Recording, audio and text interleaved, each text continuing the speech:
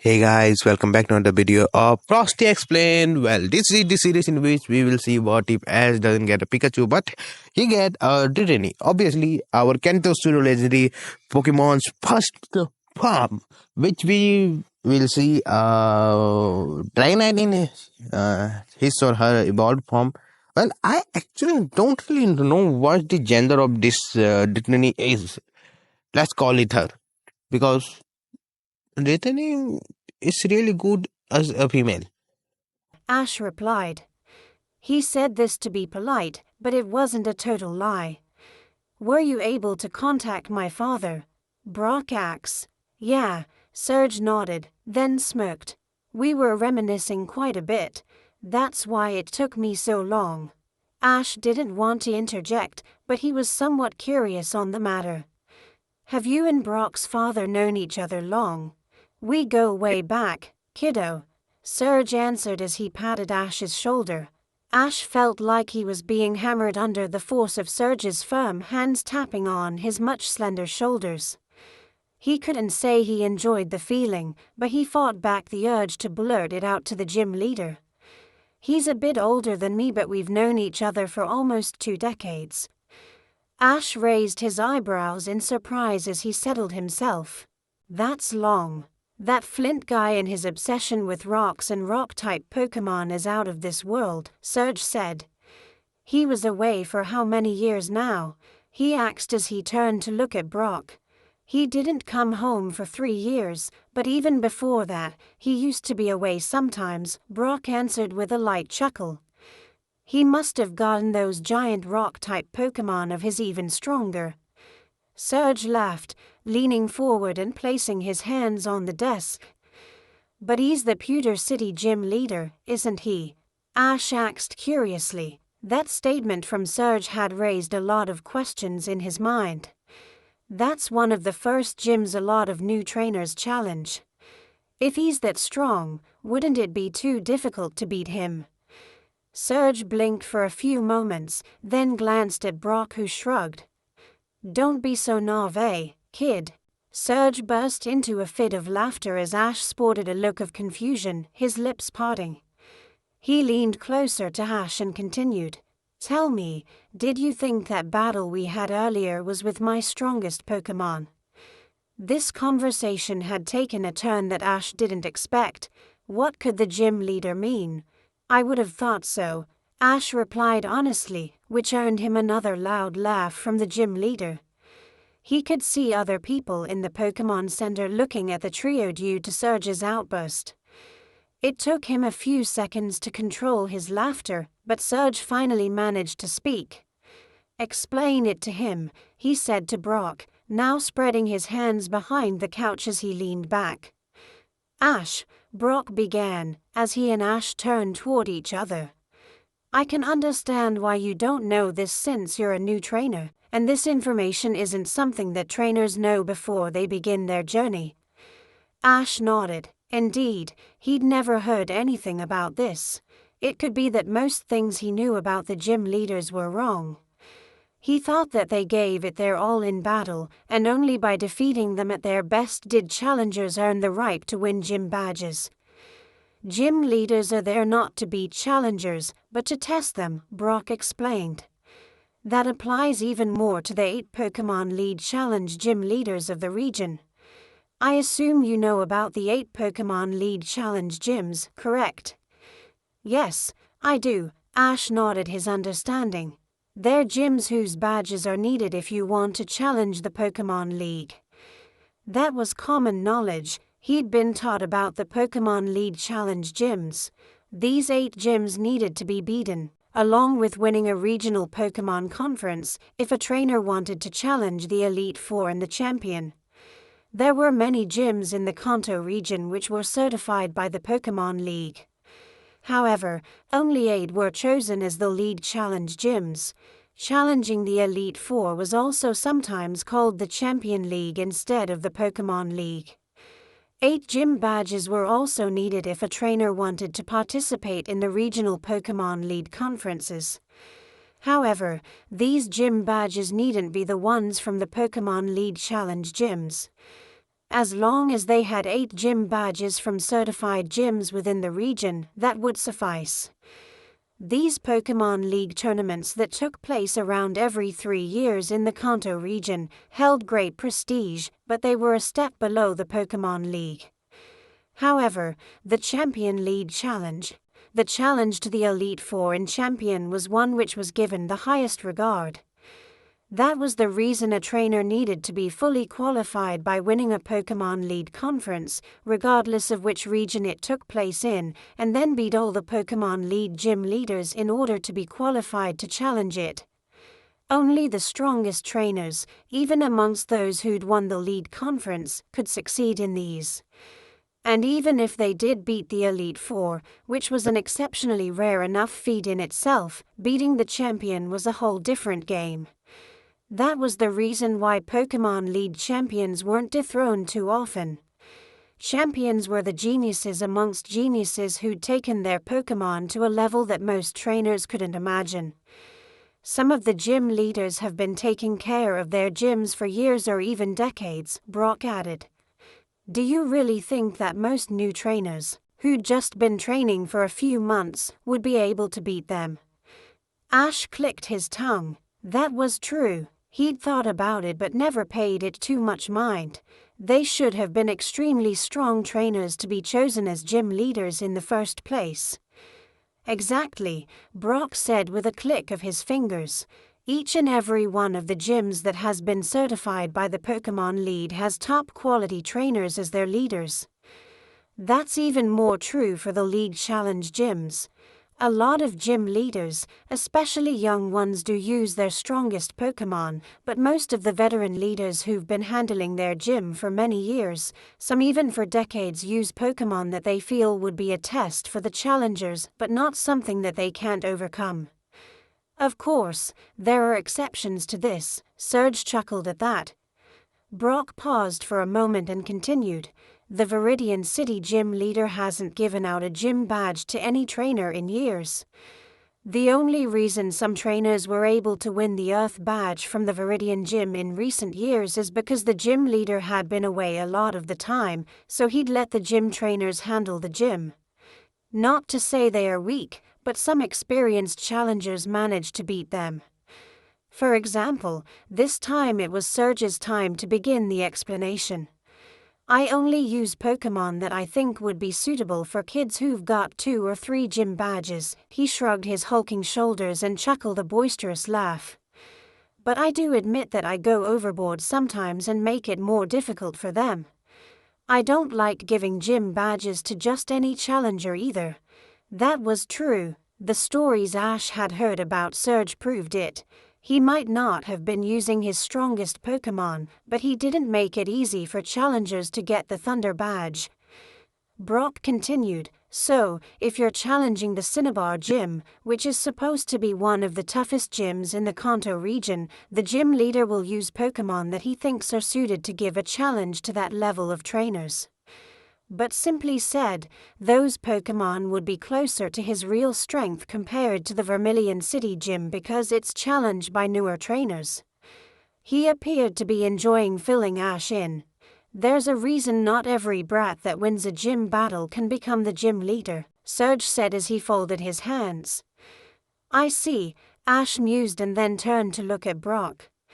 Then you must also be a very strong Pokémon trainer, Brock. Brock scratched his head and smiled. Well, he began, I was the gym leader, yes, but I was mostly substituting for my father who was the original gym leader.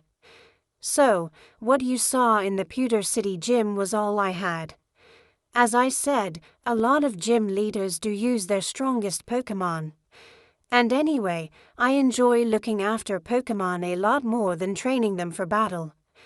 Ash had found Brock's Pokémon to be quite strong, even at that point, and the only thing that had probably limited him was that he could only use Rock-type Pokémon. He then turned to Serge. How strong are you, Serge? That was an innocent question. Serge chuckled at it though. Come back again when you're much, much stronger and maybe you'll give my stronger Pokémon a challenge. Ash rubbed his forehead, wiped off a drop of sweat and smiled wryly. I'll definitely do that. This had been a knowledgeable chat for Ash. He had been truly naïve to think that gym leaders, especially the Pokémon League Challenge gym leaders, were simply as strong as they showed him in their battles. These trainers were veterans who'd been chosen to be leaders of gyms that qualified a trainer to challenge the Elite Four. They had to have been special Pokémon trainers. Anyways, Surge interrupted Ash's train of thoughts as he put one of his hands in his vest pocket and took out a rectangular piece of paper. I had some tickets that I got for the SS, and left. You'd have good use for this one, kid. Not getting the exact reaction that he'd imagined from Ash, he clicked his tongue. Just sell it if you don't want it. It'll fetch a real high price these days. The ship leaves in 8 days if you wanna board it. What luck, Ash thought to himself. He and Brock had just been discussing if they'd be able to get tickets for the ship, but here was Surge simply gifting him one. Ash had reckoned he'd miss the chance if he didn't find any available or if they were overpriced. He gleefully accepted the ticket and smiled at Surge. We were just thinking about how to get tickets for the SS. Thanks, Surge, but the ticket won't be of any use to me if we can't find one for Brock, so I'll return it if that happens to be the case. Oh, Surge raised an eyebrow. So, you both were planning to go. Well, it was just something we came up with since it was an option, Brock said. He was actually quite moved by Ash saying that he'd return the single ticket if there wasn't one for him. They hadn't known each other for that long, so Ash's words came as a surprise to him. Well then, Surge removed another ticket from his pocket and offered it to Brock this time. Have it. We can try searching for one. You don't have to give me one as well. Brock raised a hand up as if to deny the ticket. You fool. Surge slammed the ticket on the table and roared, making Brock flinch. He was a hulk of a man, and his voice certainly showed his personality. You know how much these tickets are going for on the black market right now. Do you really think you'd get them for a good price just because you looked around for them? Were they that expensive? Ash had thought that maybe they'd have to pay a bit more for the tickets at this point, but how much more would they have needed to pay? He had no idea how these things worked, so he couldn't really figure it out. You're Flint's son, so I'll just have him do me something in exchange for this, Surge said when he saw that Brock still hadn't picked the ticket up. All right then, Brock finally moved his hands forward and grabbed the ticket. Thanks a lot. I'm a busy man, so I gotta go. Surge stood up from the couch, turned away and waved to them from behind. See ya when you're stronger, kid. When he said kid at the end, Ash remembered how he'd said that he was no longer a kid after their gym battle. This was not more than a couple hours back, but he paid it no heed. Surge had proven to be an interesting man. Bye. Brock and Ash both waved at him as well. So, Brock, Ash turned to look at the boy whom he'd board SS. Anne with, do you have any plans before we get to the SS?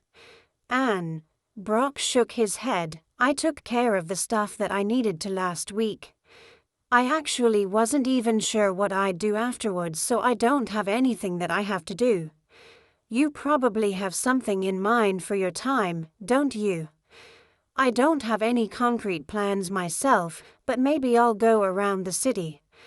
I've been training most of the time since I came here, so I haven't seen Vermilion City yet.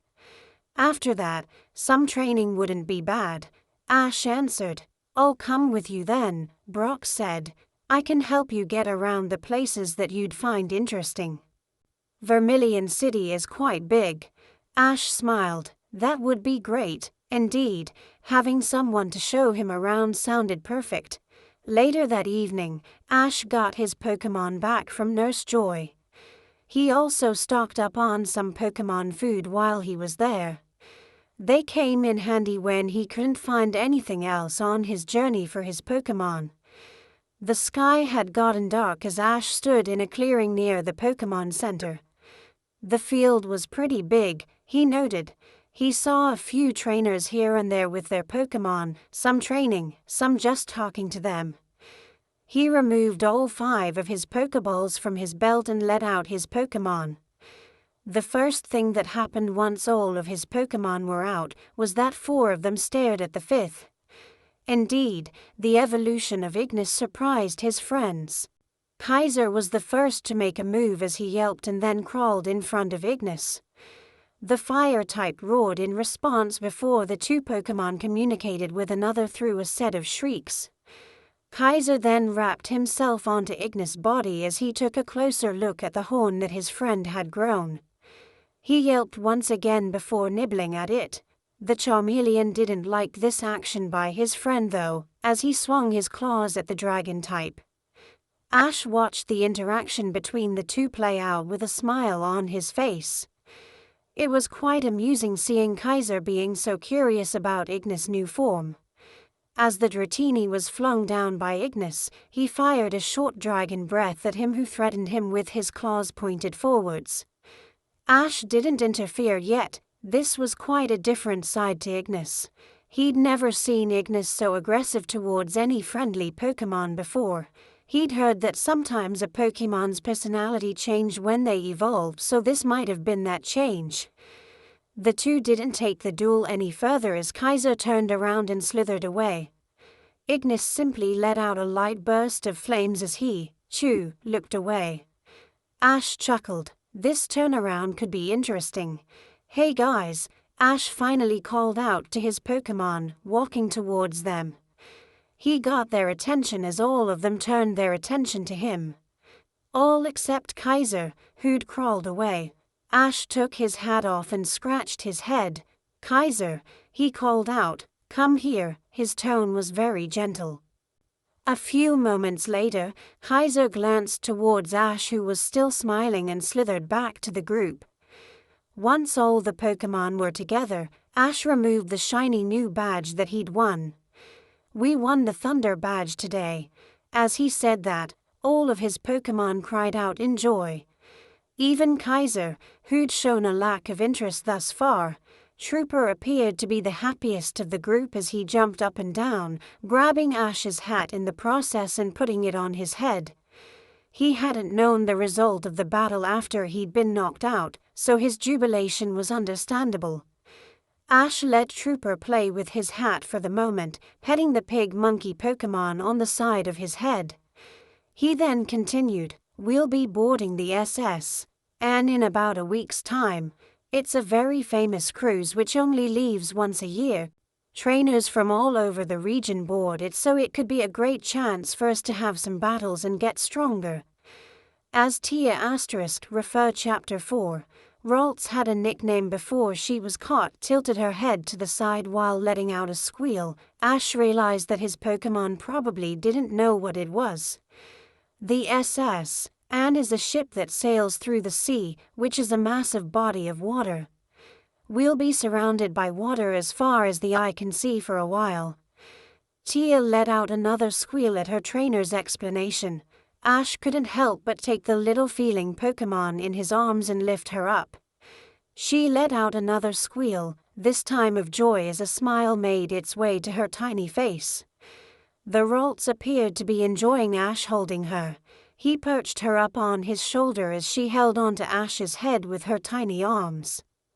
Ash's chuckle was cut short as he noticed Ignis and Kaiser still facing away from each after their eyes met again for a brief moment. What's up, you two? Ignis and Kaiser both let out a shriek at the same time, but neither turned around. Ash sighed. He hadn't had any problems with his Pokémon not getting along before. And Kaiser and Ignis were 2 Pokémon he'd least expect to have problems. They had been the best of friends since they'd met, or at least that's how it had appeared to Ash. But now, Ignis' change in personality had the 2 at loggerheads. Ava jumped forwards and chirped a few times to the both of them. She looked like she was trying to be the peacemaker. She tapped both Pokémon with either of her wings, and they both yelped in acknowledgement. But their attitude towards one another didn't change. Ava gave Ash a defeated look once her attempts had brought no success. Trooper, on the other hand, had just been observing the event unfold. He'd stopped his antics. Even he found this duel of personalities between his friends interesting. Ash patted his flying type on the head. "You tried your best, Ava, don't worry about them. They'll be just fine after a while." Ash couldn't think of anything to do at this point. He hoped that they'd just get along with one another as they did before. If not, he might have to ask Brock for some pointers. The experienced trainer surely would be of help in this situation. After spending a few more minutes with his Pokémon in the field, Ash fed them the food he'd bought and returned them to their Pokéballs. He found that Tia appeared to enjoy the new flavor he'd bought this time. The other Pokémon didn't seem to have any different reaction to the food though, so he figured it must be a matter of personal taste for her. Later, he went back to the Pokémon Center and joined up with Brock before the two had dinner. Brock had booked a dual bed room in the Pokémon Center for a week now that they had to wait there. Once in there, Ash couldn't help but fall asleep in between a conversation he'd been having with Brock. The gym battle had him tired. 5 of the 8 days that they had remaining slipped by pretty quickly. Ash had had a good tour of the port city in that time, visiting many of the city's major attractions. One of the places that he found especially interesting was the Pokémon Fan Club. It was a famous organization that had various branches not just around Kanto but throughout the world.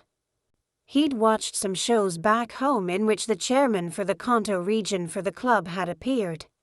He recalled the depth in which the old man talked about Pokémon and spreading love for them. The organization was, after all, a place for people to gather and talk about their favorite Pokémon. It allowed people of similar interests to meet and interact with one another, and also allowed for them to come across and see Pokémon raised by other members. The building of the fan club was filled with young trainers and some younger kids who weren't trainers yet. Ash spent more than an hour there, getting the gist of the place from one of the employees.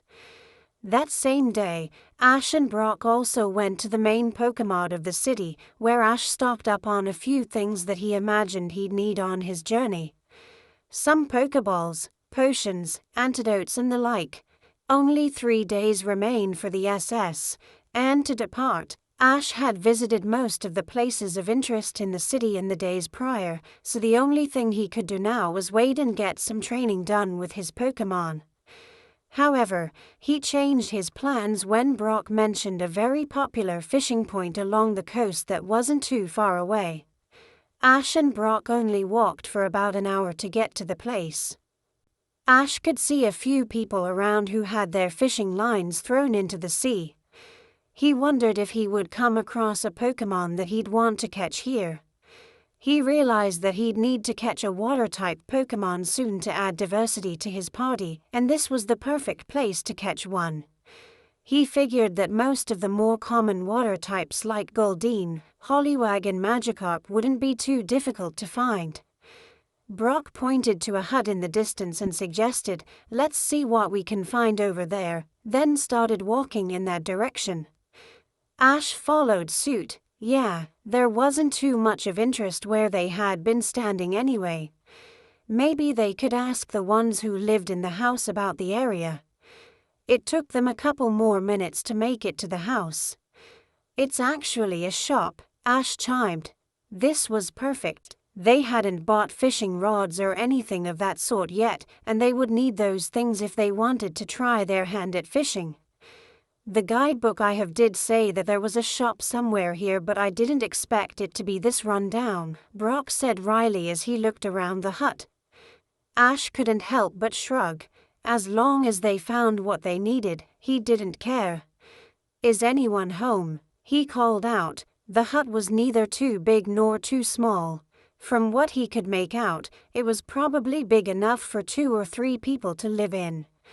What seemed like the counter of the shop in the hut had a few worn-out rods spread across it, as well as a couple that looked new with some lures and fishing nets. Not receiving any answer once a minute had passed, Brock tried calling this time. "We want to buy fishing rods," he spoke loudly. Ash and Brock looked at one another after a few moments had passed without any response. This could be a bit bothersome. The day had been quite hot and they'd walked all the way out here. It would be a waste if they just had to make their way back without doing what they came here to do. "I guess no one's around," Ash said. "What should we do? Should we wait or leave?" Brock put a hand on his chin. "We've already come all this way, so we should wait a bit. If no one comes in that time," he sighed, shaking his head, "then we can't do anything, can we?" "What do you whippersnappers want, eh?" An annoyed voice spoke from behind them. Ash turned around to find an old, white-bearded man walking in their direction. From his attire and the fishing rod he had in his hand, he was probably a fisherman. "Kids these days have no patience," the man sighed. "Are you the owner of this shop?" Ash asked. "Yes, I am," the man said as he walked past the trainer into the hut. "What is it you want?" "Fishing rods, nets, lures. Make up your mind quick." His tone almost sounded condescending. "I don't have time to play with y'all." Ash scratched his eyebrow at the way the old man spoke. Old people were difficult to deal with sometimes, and he seemed like one of those. "We'd like to have 2 fishing rods and lures," Brock said. "Which ones?" the man asked. "What's the cost of one of those?" Brock pointed towards the newer-looking fishing rods. The man picked up one of the rods that Brock had mentioned and observed it for a few seconds. "One will cost you 1,000 Pokédollars. 1,000. Even the usually calm Brock couldn't help but holler at the price. "That's too much." Ash couldn't believe the price either. 1,000 Pokédollars was a lot of money. For comparison, a normal Pokeball was worth 20 Pokédollars in a Pokemart, and a full meal for one person in the Pokemon Center could be 70 to 80 Pokédollars. Those rods didn't look anything special apart from the fact that they were new. "You can buy a new fishing rod in a Pokemart for under 500 Pokédollars, Brock reasoned, spreading his hands wide to explain his point. "Go then," the man answered, turning around and stepping inside the house. "Buy it from the Pokemart for 500. Ash controlled the urge to shout, "Can you please be more reasonable?" "Yeah, 1,000 is a bit too much," Brock said in support. The man gave them one last glance. "Take it or leave." Ash and Brock looked at one another with defeated expressions. Giving the extra bit of money was probably better than going back to the city empty-handed. Time was more precious. "We'll get one, then," Ash said. "2 lures should be enough, right, Brock?